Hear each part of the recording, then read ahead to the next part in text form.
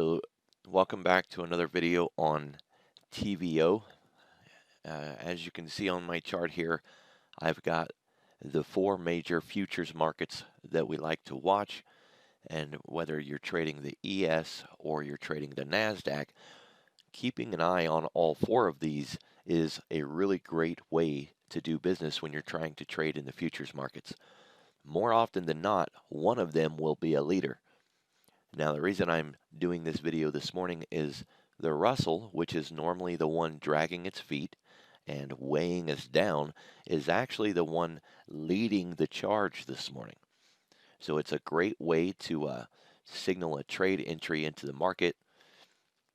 If you are not yet in a trade and you're looking to get into one, you can identify a potential entry based on the patterns that you see within all four of these markets. Now, if you've watched the videos that I've done previously on trading the futures, we want to know and take a look at where did we come from and where are we going on a major time frame. When it comes to the NASDAQ, that is my indicator. Some people look at the stochastics, the RSI, the MACD. I literally look at the NASDAQ as an indicator. Where did we come from? We came from the 50. We are going to the 75. Now, to get there, we're going to take some twists and turns along the way. It's going to break higher, then fade back, and it's going to move in concert with the rest of these markets. Now, I want you to see what the Dow is doing this morning. It's not breaking out. This morning, the Dow is actually acting more like the Russell, and the Russell's acting more like the Dow. Now, that doesn't mean that we can't get some trade opportunities. It just means that instead of keeping our eye on the leader from the Dow position, we're actually watching for a leader in the Russell. Notice that the NASDAQ, the ES, and the Russell are all breaking out of this overnight consolidation to the upside, and the Dow is not. It's just range bound. It's really stuck in here, and it's not a surprise that the Boeing news on their latest jet issues is really weighing them down. And then you've got Walgreens, Caterpillar, the list goes on. These are the biggest names in the industry, the top 30. And if one of them are suffering, the Dow suffers. If multiple markets in the Dow are suffering, then it really just gets hammered down. So it's not that we want to ignore the Dow. It's the idea that we are not going to see a market moving in concert until the Dow starts to play along. Again, that doesn't mean we can't take a trade, though. All right, so what I'm looking for here is I'm looking for the ES, the Russell, and the NASDAQ to all break to a new high at the same time, to all find support at the same time. They'll have the same flag, they'll have the same wedge, they'll have the same breakout. This gives you confluence to take your trade. Now remember, we're not trying to hit a ballpark home run, right? We're just trying to get a couple points throughout the trading session. A few points here, a few points there. To go for a larger trade would mean that we need to set a larger stop or give price more room to run. There's nothing wrong with any of that, right? But you got to be aware of various economic events that can come into play throughout the day, including the opening or the closing of different markets throughout the world.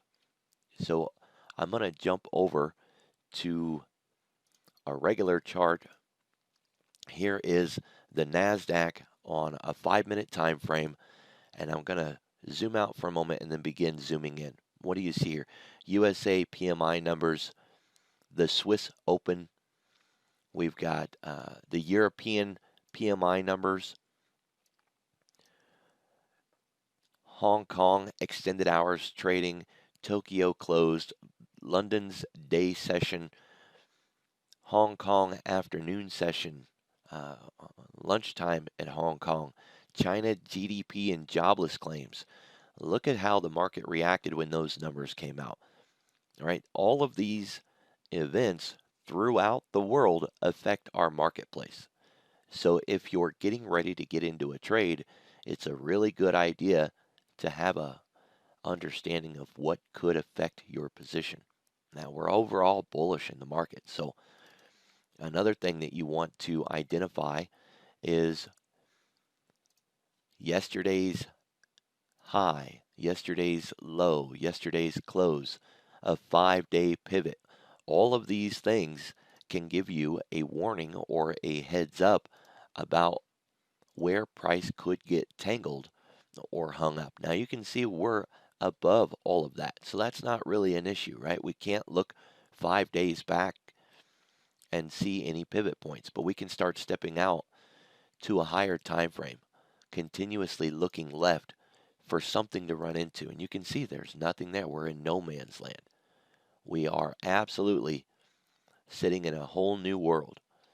Okay, so right now, there really is nothing there to concern us. But we would want to look and make sure that there's nothing there. Now we've got a fade going on right now. Back towards this spot, looking like we could potentially see an entry into the marketplace. You can see that we've came down to the spot line, and this offers us an opportunity to go long. What I don't like is this extreme spike here and the move back down. It did set a new high, and we've got our higher lows so far, but it's a little concerning that it didn't at least close up here with a new high. It doesn't mean we can't take a trade. Just want to have some perspective. You can see it's falling through. That's okay. I'd rather wait. I'd rather get the opportunity to get a great entry, and patience really is critical. I know that it's really exciting at first when you're trading futures to think that you can trade in and out with no PDT, and if you've been trading with that restriction for so long, it just feels liberating to be able to get in and out of the market as much as you want. But that's not what we want to do. Every time we take a trade, we are inviting risk. We never know what could happen. A tweet, an economic event, anything could come along and wipe out our position. So we want to wait. Notice that the price pulled back to support on the ES, pulled back to support on the Russell, pulled back to support on the NQ. So we've got confluence along all three of those, and the Dow did not drop too hard.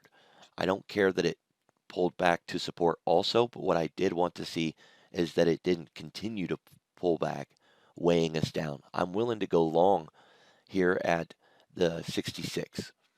So I've got my order placed there, and I'd like to see Order an entry, filled. which, if you didn't just hear that noise, was me getting filled at the 66. So here's my account. You can see that my order got filled. I'm now long the 66.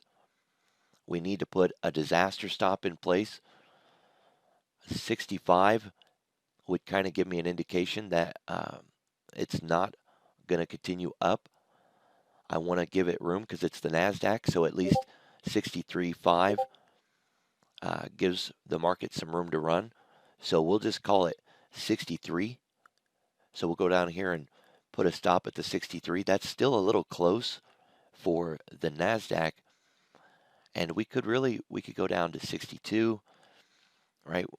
It's not the idea that we're trying to limit our risk in the trade so much as we want to protect ourselves from a tweet or some kind of economic news that could spike the market one direction or another, and to kind of gauge how far away from price we should be while also protecting ourselves. We want to look at what would prove our theory wrong. Like right now, I took a long position. I'm expecting this to rally up off of the 66. If it breaks this support level, I might consider the idea that I'm wrong. If it was to break this level, I would really consider the idea that I'm wrong. Okay. Either one of those would perhaps make me think that either I got in too soon and it's not yet ready to rally higher, or that I'm just wrong and it's coming down while I'm looking to go up. And I would want to exit my trade. I wouldn't want to wait for price to come all the way down and hit my stop. That stop is only to protect me from a tweet or from news. Okay, so either one of these decisions would be my choice to leave this market and just to acknowledge that, hey, I'm wrong, right? There's nothing wrong with being wrong. We're only trying to uh, guesstimate what we believe the market's going to do. If we have a plan and the market doesn't follow that plan, just acknowledge it, close the trade, and form a new plan and look to get back in again. Don't hang on to a loser thinking that, well, it's gonna come back around, because it might, but it might not come back around before you have to exit the trade at the end of the day. It might just continue to fall and fall and fall, and at that point it's going to be such a loss that it's stomach wrenching and painful. We don't want that. Just acknowledge that what you believe is wrong and close the trade. If it turns right back around and continues to do what you thought it was going to do in the first place, jump back in. All right? Don't punish yourself or doubt yourself or get down on yourself from this idea that, well, I thought it was going to do this and it didn't, and then I exited it, and then it did do what I thought it was going to do, and now I'm wrong. And don't get hung up on all of the emotion and the turmoil and the self-battering. Just acknowledge that you perhaps got in too soon and you exited the trade, but your opportunity is still there because your bias is still solid. Take the trade. And this is something that we all have to work on. Our pride and our instinct and our need to be right interferes with our logic, interferes with the idea that we need to stay consistent, not to revenge trade, not to uh, add to our risk just to prove that we were right, and let the market do what it's going to do. Remember, it doesn't have to do anything. And all we can do is try to limit our risk in the trade and stick to the rules. So I want to thank you for watching this video. I appreciate it. I hope this gives you a little bit of perspective, and I look forward to seeing you at the next one.